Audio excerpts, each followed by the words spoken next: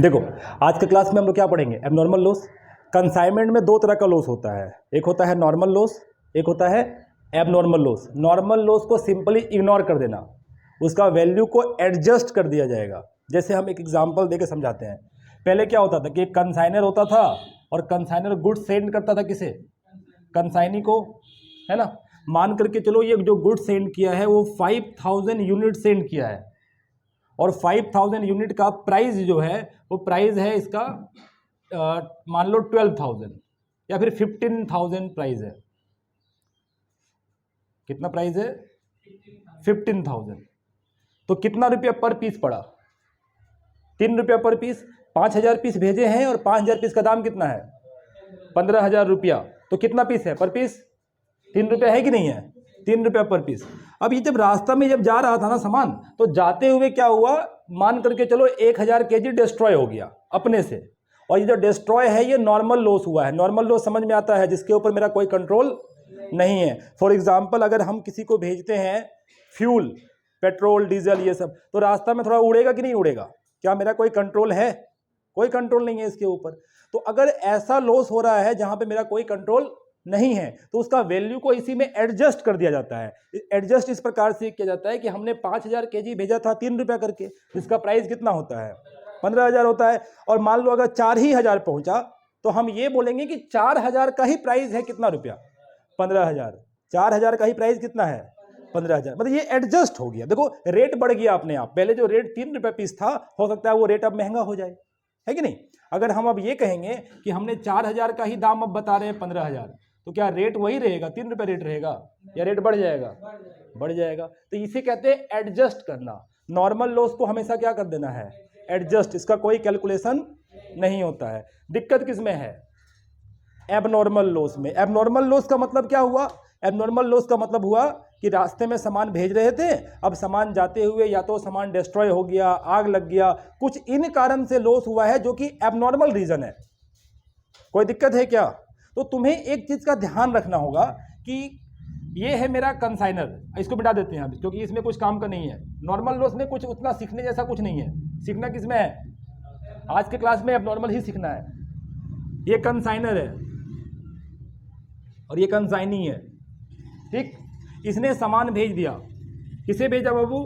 Consignor सामान भेज रहा है कंसाइनी को। ये रास्ता है, हो सकता है रास्ता में ही सामान डिस्ट्रॉय हो जाए, आग लग गया, चोरी हो गया, कुछ भी हो गया। ऐसा भी तो हो सकता है कि कंसाइनी के वेयर हाउस में सामान पहुंच गया, मैंने उसको गोदाम में सामान पहुंच गया और यहां से फिर आग लग गया या चोरी हो गया। देखो समझ में आ रहा है कि नहीं आ रहा है?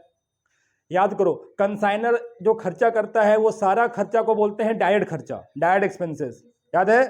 लेकिन कंसाइनी जो खर्च करता है वो दो तरह का खर्च होता है, एक होता है डायरेक्ट, एक होता है इनडायरेक्ट। डायरेक्ट मतलब सामान को लाने का खर्चा। कहां से लाने का? पोर्ट से ले जा करके अपना गोदाम तक ले जाने का खर्चा। वो जितना भी खर्चा करता है वो खर्चा कैसा खर्चा है? डायरेक्ट एक्सपेंसेस है कि नहीं है? अगर रास्ते में सामान जल गया, रास्ते में ही, मैंने अभी तक कंसाइनी पास पहुंच भी नहीं किया है, रास्ते में ही सामान जल गया, तो क्या कंसाइनी का खर्चा जोड़ोगे इसमें? नहीं जोड़ेंगे, सिर्फ कंसाइनर का खर्चा जोड़ना चाहिए।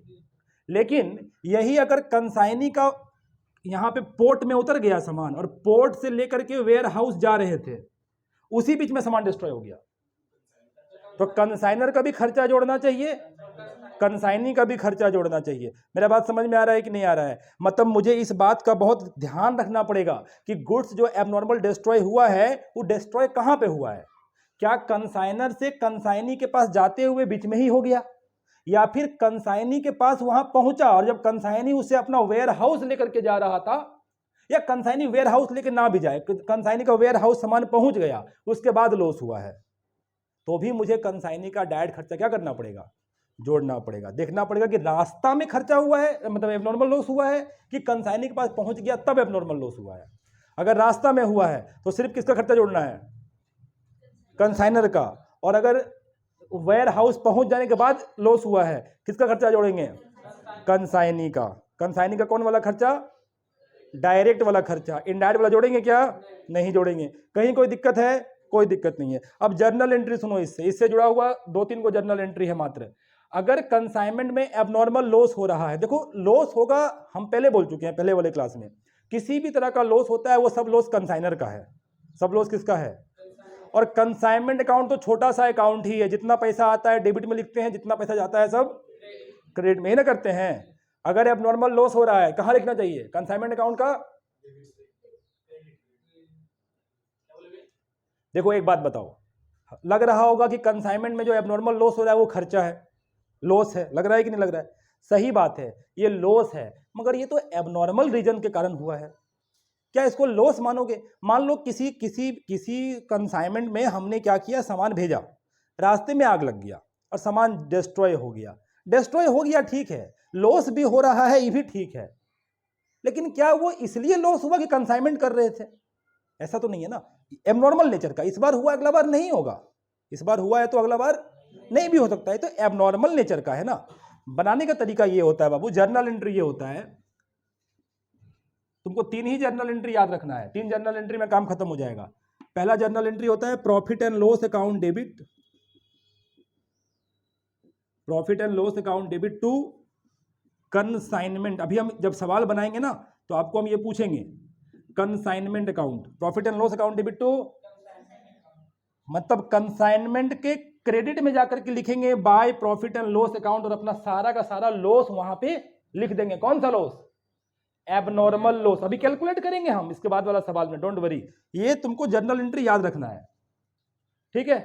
मान लो अगर सब का सब, अब रास्ता में लॉस हुआ है तो इंश्योरेंस भी तो कराए होंगे, अगर इंश्योरेंस कंपनी वाला सारा पैसा दे देता है तो जर्नल एंट्री क्या होगा, insurance claim account debit, insurance claim account debit to consignment, ठीक है। मतलब इसमें क्या था कि 1 रुपया भी नहीं दिया इंश्योरेंस कंपनी, सब नुकसान हो गया।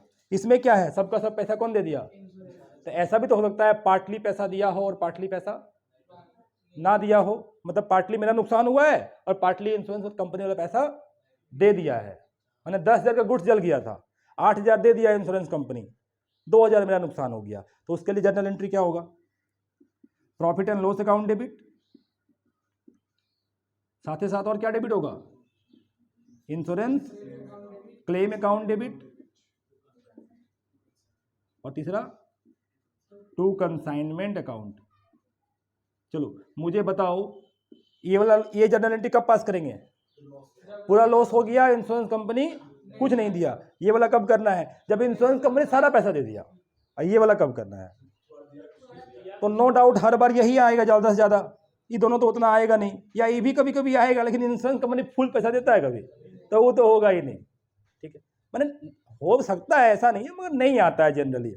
सवाल में आ जाए, चलो सवाल में आते हैं, मिटा दे इसको, फोटो खींचना है, वीडियो में स्टॉप करके स्क्रीनशॉट ले लेना, ठीक है।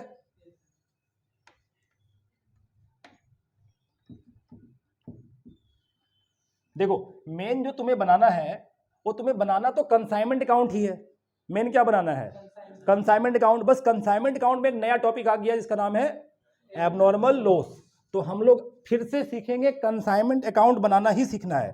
क्वेश्चन नंबर हम लोग 14 करने जा रहे हैं, क्वेश्चन नंबर 14, और क्या बनाएंगे, क्या बनाएंगे, कंसाइनमेंट अकाउंट बनाएंगे। सीखे हो ना कंसाइनमेंट अकाउंट बनाने, कंसाइनमेंट अकाउंट। बस इसमें एक नया टॉपिक आएगा, क्या चीज का, एबनॉर्मल लॉस का। कोई डाउट किसी को।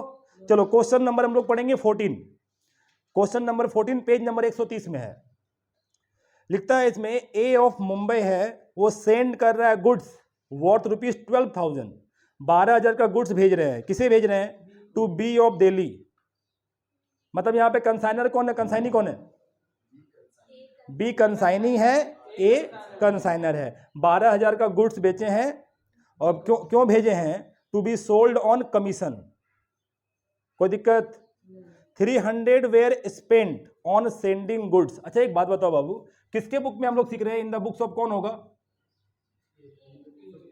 इन the books of a consignor है। अच्छा कंसाइनमेंट अकाउंट लिखने का ये तरीका होता है कि देखो कंसाइनमेंट तो बहुत जगह करते हैं हम लोग, तो हम लोग लिखते हैं कंसाइनमेंट टू, और फिर जहां का कंसाइनी रहता है वहां का नाम दे देते हैं। कंसाइनी कहाँ का है, दिल्ली का है ना, तो कंसाइनमेंट टू दिल्ली अकाउंट ऐसे लिखा जाता है। अगर कंसाइनी पटना का होता तो लिखते हैं कंसाइनमेंट टू पटना अकाउंट। समझ रहे हो बात? बहुत कोई नहीं भी लिखता है लेकिन लिख देना चाहिए। अब बताओ गुड्स कितने का भेजे हैं सॉरी, जितने का गुड्स भेजते हैं उसके लिए क्या लिखते हैं नाज? 2 गुड्स सेंट ऑन कंसाइनमेंट। लिखिए यहाँ पे 2 goods Saint on consignment account. कितने रुपए? 12,000। ठीक है। अच्छा, फिर लिखता है कि 300 were spent on sending the goods. Goods को भेजने में हम लोगों ने 300 रुपीज खर्च कर दिया। क्या लिखेंगे उसके लिए? कंसाइनर कुछ भी खर्चा करता है उसके लिए टू बैंक लिखाता है 300। कोई डाउट है किसी को? नो डाउट, ये उसका खर्च है बाबू, ये हम लिख देते हैं एक्सपेंसेस है उसका। फिर क्या है पढ़िए, A drew a bill for 6,000 which was accepted by B. A क्या किया, 6,000 का एक तो बिल लिख दिया बी के ऊपर, कंसाइनी है उसके ऊपर बिल लिख दिया उससे एडवांस पैसा लेने के लिए। पैसा नहीं मतलब वो साइन करके दे देगा तो बिल आ जाएगा उधर से। कंसाइनी उसे एक्सेप्ट करके बी को दे भी दिया। बोलो कितना पैसा उधर से आ रहा है, क्या वो सब यहां लिखाता है? क्या वो कहां लिखाता है? कंसाइनी अकाउंट में। अगर वो कुछ एडवांस में पैसा भी दे दिया होता तो भी उसे हम यहां नहीं लिखे होते, कंसाइनी अकाउंट में लिखे होते। समझ रहे हैं कि नहीं समझ रहे हैं? ठीक है, आगे बढ़ते हैं। Be sold 3/4 of the goods for 10,000। 3/4 goods बेच दिया। तो अगर बी सेल करता है तो क्या यहाँ पे बाय बी लिखते हैं, ब्रैकेट में सेल्स प्रोसीड्स लिखते हैं, और कितना सेल किया है? 3/4 कितना रुपये में? 10,000 में। अगर वो 3/4 सामान बेच दिया मतलब 1/4 सामान बचा हुआ होना चाहिए उसके पास। ठीक है, आगे पढ़ो। And spend 600 in connection therewith. और ये 10,000 बेचने में उसका 600 का खर्च भी किया है। कौन खर्च किया है? कंसाइनर की कंसाइनी। अगर कंसाइनी कुछ भी खर्च करेगा तो क्या लिखना चाहिए? टू बी लिखना चाहिए, है ना? मतलब कंसाइनी का नाम लिख देना चाहिए। कितने रुपए का खर्च है? 600। अच्छा, अगर खर्च का डिटेल मालूम रहता कि ये खर्च किया ये खर्च किया तो हम डिटेल में लिखते चले जाते, फिर जोड़ के बाहर कर देते, है कि नहीं? चलो आगे देखते हैं। नेक्स्ट लिखता है he had got the goods insured. वो गुड्स को इंश्योर्ड कराया था। इंश्योर्ड का मतलब होता है उसका इंश्योरेंस कराया था गुड्स का। और एंड हैड पेड 150 रुपया का इंश्योरेंस प्रीमियम। 150 रुपया का उसने क्या किया था? इंश्योरेंस प्रीमियम भी दिया था। बोलो 150 रुपया का अगर वो इंश्योरेंस प्रीमियम दे रहा है तो ये खर्च भी किसका है? कंसाइनर का ही खर्च है। कुछ भी खर्च हो जाए वो सब खर्च किसका है? कंसाइनी करेगा तो भी वो किसका खर्च है? कंसाइनर का। तो 150 रुपया खर्चा यहां लिखना चाहिए नहीं लिखना चाहिए? तो या तो इसी में अलग से जोड़ के लिख देता, अब लिख दिया है तो फिर से लिख दो 2B। ब्रैकेट में क्या लिखेंगे? इंश्योरेंस कितना रुपया खर्चा? 150 रुपया। हम यहां पे क्यों लिख रहे हैं? क्योंकि ये खर्चा भी किसका माना जाएगा? कंसाइनर का। सारा खर्चा ही कंसाइनर का, कंसाइनी का कोई खर्चा नहीं है। समझ रहे हो कि नहीं समझ रहे हो? चलो आगे बढ़ते हैं। Unfortunately A fire broke out destroying the remaining stock. Remaining stock सारा डिस्ट्रॉय कर दिया। पहले बताओ मुझे बच्चे लोग, रिमेनिंग स्टॉक का कीमत क्या है? अच्छा, रिमेनिंग स्टॉक कितना बचा हुआ था? कितना क्वांटिटी बताओ तो? 1/4, क्योंकि 3/4 बेच दिए थे। जो बिक्री हुआ था 3/4 हुआ था, तो जितना का सामान बेचे हैं उसका 3/4 तो बिक ही गया। इसका मतलब 1/4 बचा हुआ है कि नहीं बचा हुआ है? और 1/4 कहां पे रखा हुआ है? कंसाइनी के गोदाम में। वहां से आग लग गया। अगर कंसाइनी के गोदाम में आग लगा है इसका मतलब कंसाइनर का सारा खर्चा तो जोड़ना ही है और कंसाइनी का डायरेक्ट खर्चा जोड़ना चाहिए। हालांकि कंसाइनी का डायरेक्ट खर्चा है ही नहीं। इस 600 के बारे में ये लिखा था कि वो सेल के कनेक्शन में खर्चा हुआ है। तो सेल के कनेक्शन में किया गया खर्चा तो इनडायरेक्ट खर्चा होता है। और ये जो इंश्योरेंस कराया था ये भी सामान पहुंच जाने के बाद का खर्चा है। तो ये दोनों ही कैसा खर्चा हो गया? नहीं जोड़ना चाहिए दोनों में से, लेकिन कंसाइनर का तो जोड़ेंगे। मेरा बात समझ में आ रहा है कि नहीं आ रहा है? कहीं कोई दिक्कत? एबनॉर्मल स्टॉक का वैल्यूएशन एकदम से वैसे ही करना है जैसे कि क्लोजिंग स्टॉक का वैल्यूएशन करते थे। दोनों एकदम सेम है। अब जैसे जैसे सवाल का लेवल थोड़ा बढ़ेगा, एडवांस होगा, सवाल में तुम्हारा नॉर्मल लॉस भी आएगा, एबनॉर्मल लॉस भी आएगा, क्लोजिंग स्टॉक भी आएगा, तो सवाल बड़ा होगा और उस समय तुम्हें थोड़ा डीप में समझना होगा। ये सवाल थोड़ा आसान है तो इसमें उतना मतलब डीप समझने की जरूरत नहीं है। बस इतना जान लो कि जो लास्ट का क्लोजिंग स्टॉक का वैल्यू निकालते हैं उसी तरह से एबनॉर्मल लॉस का भी वैल्यू निकलेगा। ठीक है, तो जब हम इंश्योरेंस कराए थे तो इंश्योरेंस कंपनी वाला कुछ पैसा देगा मुझे। कितना पैसा दिया देखो तो 3,000 were recovered from the insurance company. Insurance company से 3,000 मिलेगा। तो पहले मुझे ये जानना चाहिए कि मेरा कितना रुपए का गुड्स जला है। तो यहां पे लिखते हैं, कैलकुलेशन करते हैं, लिखो वैल्यूएशन ऑफ एबनॉर्मल लॉस या फिर गुड्स डिस्ट्रॉयड बाय फायर, तुम्हें जो लिखना है, तुम्हारी खुशी है ना। कितना गुड्स जल गया बोलो तो, कितना गुड्स जल के खत्म हो गया? 1/4। हमने गुड्स कितने रुपए का भेजा था? 12,000 प्लस भेजने में कुछ खर्चा भी किए थे। खर्चा जोड़ना चाहिए नहीं जोड़ना चाहिए? जोड़ना चाहिए। क्या कंसाइनी का खर्चा जोड़ेंगे क्या? क्यों नहीं जोड़ेंगे? इनडायरेक्ट है, अगर डायरेक्ट रहता तो उसको भी जोड़ देते। तो देखो इधर 12,000 का सामान प्लस 300 का खर्चा, ये जो गुड्स का जो भी दाम आ रहा है ये तो पूरा गुड्स का दाम है, टोटल उसमें से जला कितना? तो मुझे 1/4 का वैल्यू निकालना चाहिए। तो इसका कर लो 1/4, करो 3,075 रुपया आएगा। कितना रुपया आएगा? इतना रुपया गुड्स जल गया, उसमें से भी इंश्योरेंस कंपनी 3,000 रुपये दे दिया। समझ में आ रहा है कि नहीं आ रहा है? तो लेस कर लेना चाहिए मुझे क्या? इंश्योरेंस क्लेम कितने रुपए का इंश्योरेंस क्लेम है? 3,000 का। तो 3,000 तो मुझे मिल ही गया। तो फिर मेरा एक्चुअल में नुकसान कितने का हुआ? 75 रुपया का एक्चुअल का मेरा नुकसान है। अब तुम मुझे बताओ, हम तुम्हें लिखने सिखाए थे, जितना मेरा एक्चुअल में नुकसान होता है उसके लिए जर्नल एंट्री क्या था, जितना इंश्योरेंस क्लेम दे दिया उसके लिए दोनों मिला के जर्नल एंट्री क्या था बोलो? Profit and loss account debit अभी लिखे थे, insurance claim account debit to consignment, माने कंसाइनमेंट के क्रेडिट में लिखेंगे बाय इंश्योरेंस क्लेम। जितना रुपया इंश्योरेंस वाला मुझे दे दिया, कितना दे दिया? 3,000। और जितना रुपया का नुकसान हो गया उसके लिए bye profit and loss account 75 रुपये। एक बार आंसर देख लो बाबू कितना है।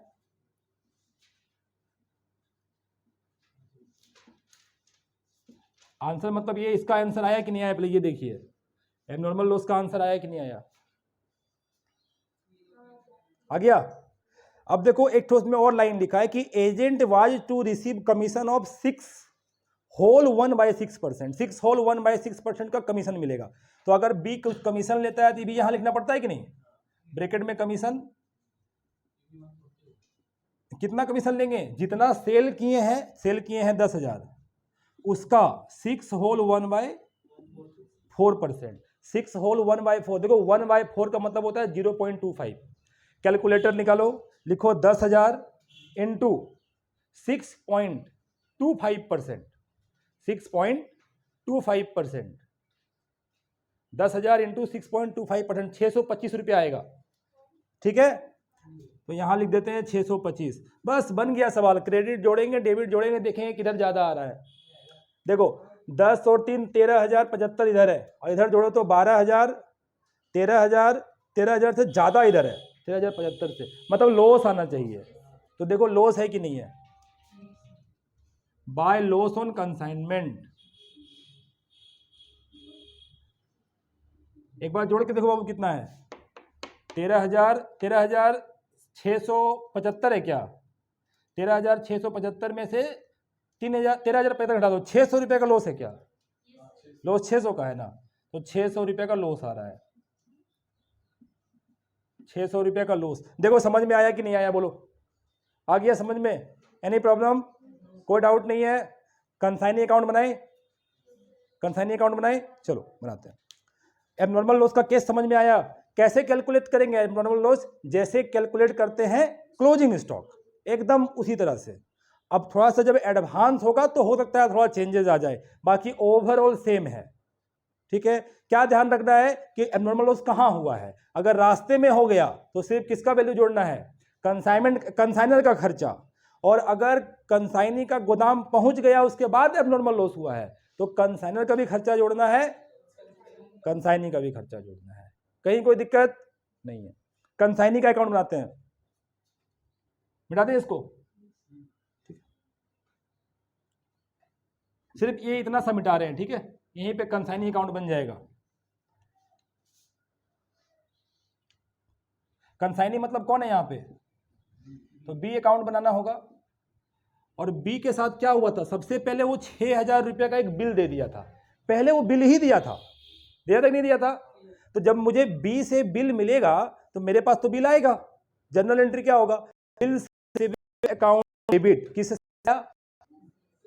टू बी अकाउंट, बी से आ रहा है ना, तो बी के क्रेडिट में क्या लिखेंगे, बाय बिल्स रिसीवेबल। बोलो कितना रुपया, 6,000। अब क्या हो रहा है नेक्स्ट स्टेप में कि कंसाइनी गुड्स सेल किया, और कितना का सेल किया है, 10,000 का, तो हम तो उससे पैसा पाएंगे अब 10,000। तो इस यहां से इधर आना चाहिए, क्या लिखेंगे, टू कंसाइनमेंट, कितना रुपया, 10,000। अब देखो वो कह रहा है कि देखिए मेरा 3 तो खर्चा है, और हम खर्चा तो काटेंगे, तो इधर से सब कहां जाएगा, बाय में, और ज्यादा कुछ नहीं, बस लिखो बाय कंसाइनमेंट, 3 बार लिख देना है। एक ही बार जोड़ के करता, अगर यहां पे एक ही बार लिखे होते तो, यहां 3 बार में लिखे हैं तो वहां भी 3 बार में लिखना चाहिए, समझ रहे हो, हम एक ही बार में लिख दें, ध्यान रहेगा। खैर छोड़ो, अब लिखे हैं तो 3 बार लिखने दो, बाद में ध्यान नहीं रहेगा। यहां लिख दोगे 3 बार, वहां लिख दोगे 1 बार, तो गड़बड़ हो जाएगा। कितना कितना देखो, 600, 150, 625, 600, 150 और 625। देखो बाबू वो सामान कितने का बेचा था, 10,000, उसमें से वो 6,000 दे दिया था, और इतना रुपया अपना खर्चा काट लिया। अब बचा हुआ पैसा उसे क्या करना चाहिए, या तो रिटर्न कर देना चाहिए, देखो लास्ट में लिखा भी है, he remitted the amount due by bank draft, bank draft से वो सारा पैसा मुझे घुमा करके दे दिया, लिखो यहाँ पे बाय बैंक, और जितना भी पैसा निकल करके आएगा बैलेंसिंग फिगर करके वो यहाँ पे लिख दोगे। एनी डाउट, यहाँ पे लो कितना रुपया आ रहा है, घटा करके जो भी आएगा वो यहाँ लिख देना है। बन गया तुम्हारा ये सवाल, कोई दिक्कत, कोई दिक्कत नहीं है तो, एनी प्रॉब्लम,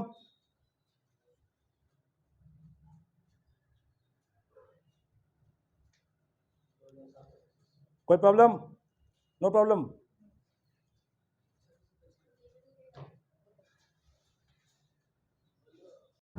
चलो क्वेश्चन नंबर 17 करते हैं, ठीक है।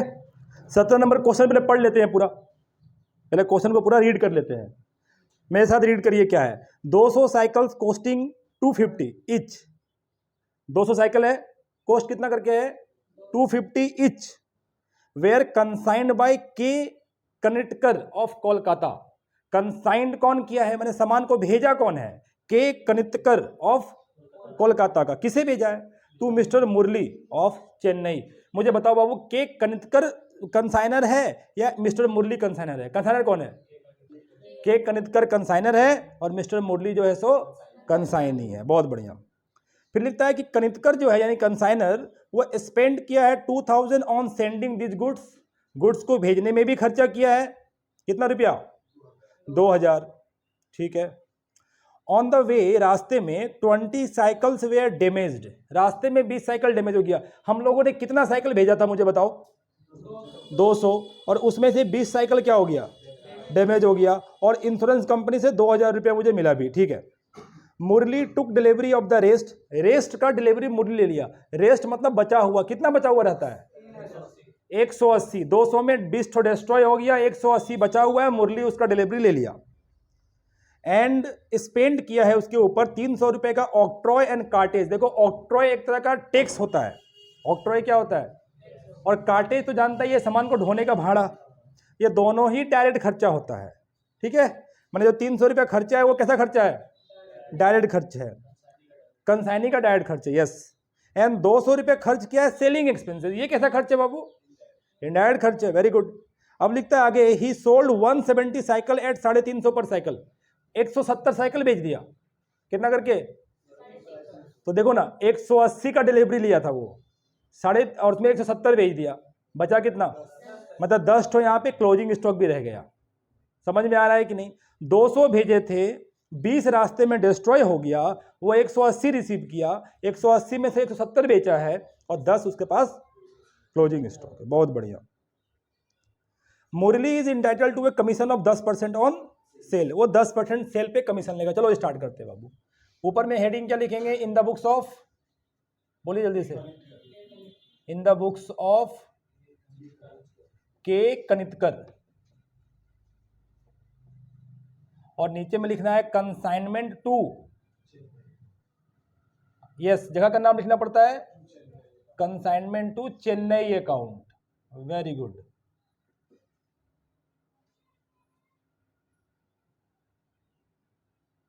चलिए अभी ध्यान देंगे सवाल को बनाने में। पहले गुड्स भेजे हैं और कितने पीस बाईसाइकिल भेजे हैं? 200। इसका दाम कितना करके है? तो यहां पे लिखना चाहिए ना, 2 गुड्स सेंट ऑन कंसाइनमेंट, कितना? 200 इंटू 250, कितना रुपया आएगा बाबू? 50,000 ही आएगा। 25 दूना 50, 3 को 0, हाँ ठीक है 50,000। और भेजने में खर्च कितना हुआ है मेरा? 2,000 का खर्च है। क्या लिखेंगे? टू बैंक, ब्रैकेट में हम एक्सपेंसेस लिख सकते हैं। ये एक्सपेंसेस किसका है? कंसाइनर का कि कंसाइनी का? कंसाइनर का। Very good. फिर कहता है 20 ठो साइकिल रास्ता में जो है सो डैमेज हो गया, ठीक है होने दो, और इंश्योरेंस कंपनी 2,000 रुपया दे दिया है, तो मुझे उस 20 ठो का दाम निकालना चाहिए, कितना रुपया डिस्ट्रॉय हुआ है। ठीक है आगे निकालेंगे, आगे पढ़ते हैं, आगे पहले पढ़ते चलो आगे। मुरली took delivery of the rest का डिलीवरी लिया और 300 रुपये खर्च किया ऑक्ट्रॉय कार्टेज में, 200 रुपया खर्च किया है सेलिंग में। ये खर्च किसका है? यहां पे लिखना पड़ेगा कि नहीं? कंसाइनी का नाम दे करके लिखो, टू मिस्टर मुरली।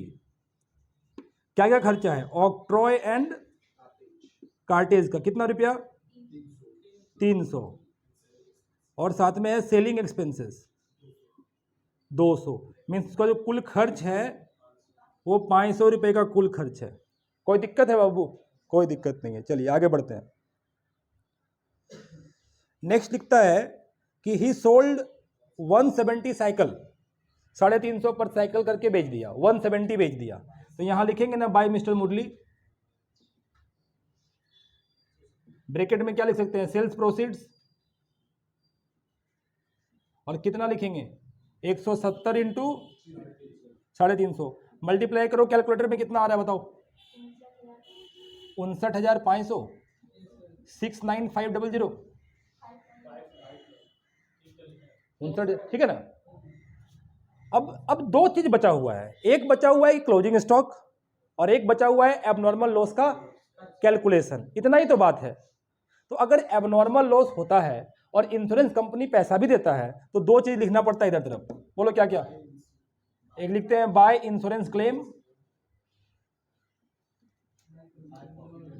और दूसरा क्या लिखते हैं? Bye profit and loss account, जो मेरा एक्चुअल में लॉस होता है कि नहीं। और जो मेरा क्लोजिंग स्टॉक रह जाता है उसके लिए लिखना पड़ता है बाय स्टॉक ऑन कंसाइनमेंट। क्या कोई दिक्कत है बाबू किसी को? बोलो कोई दिक्कत नहीं। तो ये क्लोजिंग स्टॉक है, ये क्या है? Closing stock. Any problem, any doubt? कोई प्रॉब्लम डाउट नहीं है। अब बताओ कमीशन भी तो लेगा मिस्टर मुरली। देखो कमीशन के बारे में क्या लिखा है,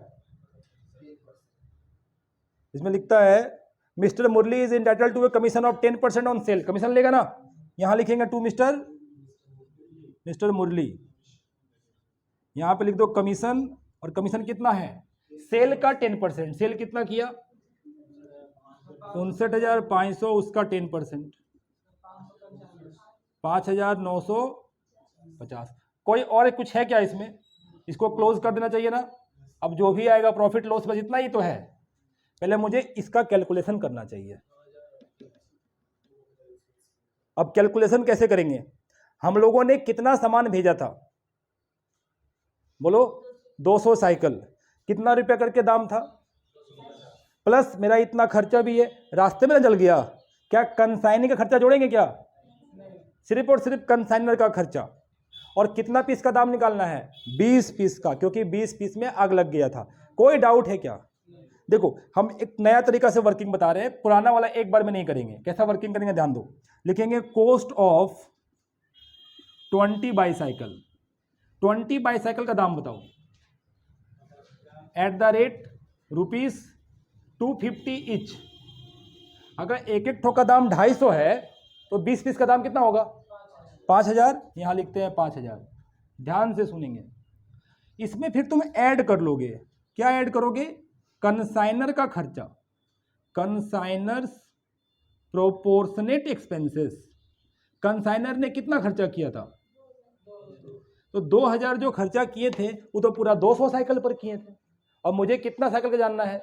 20। तो आप यहां पे लिखेंगे 2000 बाय 200 इंटू 20। इससे आपको 20 साइकिल का दाम मालूम पड़ जाएगा, मतलब 20 साइकिल के पीछे खर्चा मालूम पड़ जाएगा। कितना खर्चा आएगा? 1000 आएगा कि 200 आएगा? कितना आएगा? 200 आएगा। मतलब देखो मेरा कुल दाम कितना है, मतलब मेरा इतने रुपये का नुकसान हो गया, लेकिन इंश्योरेंस कंपनी कितना दिया? तो लेस कर लेना चाहिए मुझे, लेस इंश्योरेंस क्लेम। और इंश्योरेंस क्लेम कितना मिला? 2000 मिला। बाकी का 3200 क्या हो गया? मेरा ये लॉस हो गया, एबनॉर्मल लॉस, और इसका हम कुछ नहीं कर सकते हैं। मेरा बात समझ में आ रहा है कि नहीं आ रहा है? मुझे बताओ। आंसर एक बार चेक कर लो कितना दिया है। देखो 3200 एक्चुअल लॉस दिया कि नहीं दिया है? 3200 दिया है ना। तो देखिए जितना आपका टोटल लॉस हुआ उससे मतलब नहीं है, ये देखो कि इंश्योरेंस कंपनी कितना दिया, कितना दिया। तो ये इंश्योरेंस क्लेम में 2000 लिख देंगे, और यहां पे जो एक्चुअल में लॉस हुआ 3200। कोई डाउट है क्या? Any problem, any doubt? कोई डाउट नहीं है, कोई डाउट नहीं है। अगर इसका हम शॉर्टकट में करते तो क्या करते बाबू? 50,000 प्लस 2000, ये कितना का है? 200 का। तो डिवाइड बाय 200 मल्टीप्लाइड बाय 20, तो डायरेक्ट ये निकल करके आ जाता। ऐसे हम 2 स्टेप में किए, ये ज्यादा वर्किंग सही है। ठीक है, ये क्या निकल गया तुम्हारा? Abnormal loss. ठीक है, इसको मिटाते हैं। अब क्लोजिंग स्टॉक का वैल्यू निकालना है, इसको मिटा दें। चलिए इसको मिटा रहे हैं, जगह नहीं है मेरे पास, इसी में करना पड़ेगा। मिटा रहे हैं बाबू।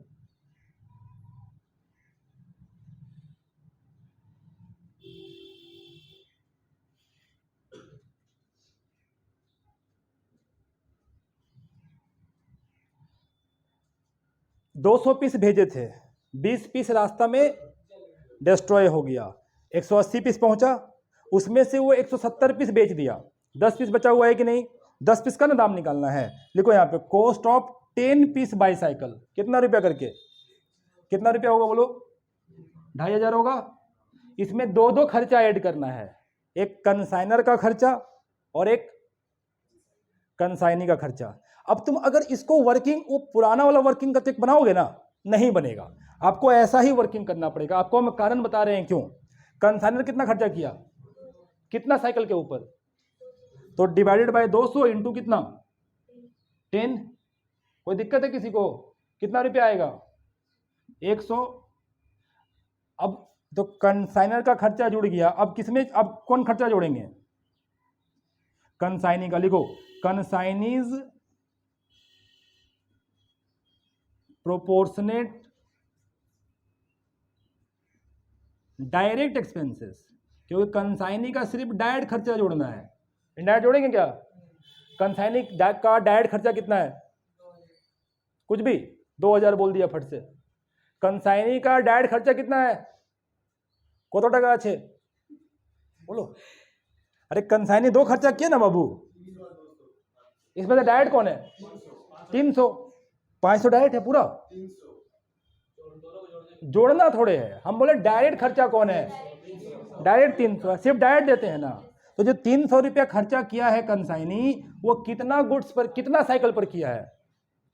गलत जवाब। 200 पे कहां खर्चा किया? वो तो 180 ही रिसीव किया था। आ रही है बात समझ में? कंसाइनी कितना साइकिल रिसीव किया था?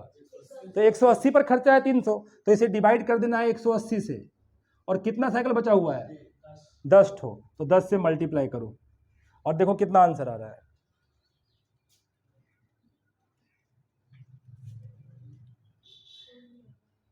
जो भी आ रहा है पॉइंट में आने दो, कोई बात नहीं।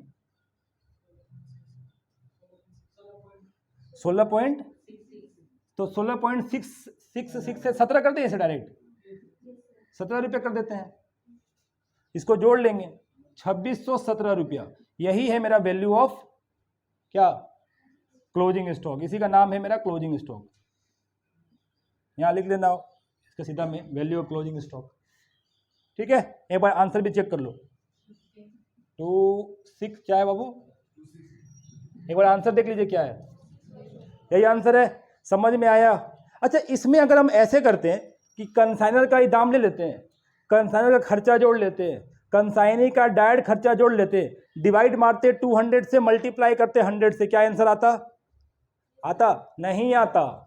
ये वाला खर्चा उसका 200 साइकिल पर है और ये वाला खर्चा उसका 180 साइकिल पर है, कभी भी आंसर आएगा? समझ में आ रहा है? तो जब ऐसा रहे कि सवाल में एबनॉर्मल लॉस भी रहे, क्लोजिंग स्टॉक भी रहे, तो तुमको हमेशा इस तरह से बनाना चाहिए। आ रही ये बात समझ में? बस ये खत्म हो गया सवाल। अब देखो किधर ज्यादा कम आ रहा है, इसका आंसर निकाल लो। ज्यादा किधर देखो, 50 2 52, 52 और 5 57, 57 एक 58,000 जैसा है, इधर तो अकेले 59,000 बैठा हुआ है, तो ज्यादा उधर ही है। जोड़िए उधर कितना है, कितना है जोड़ो, क्रेडिट साइड जोड़ो कितना है,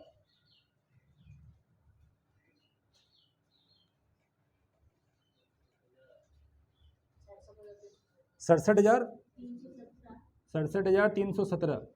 इधर घटा दो, जो आएगा उसका नाम होगा टू प्रॉफिट ऑन कंसाइनमेंट।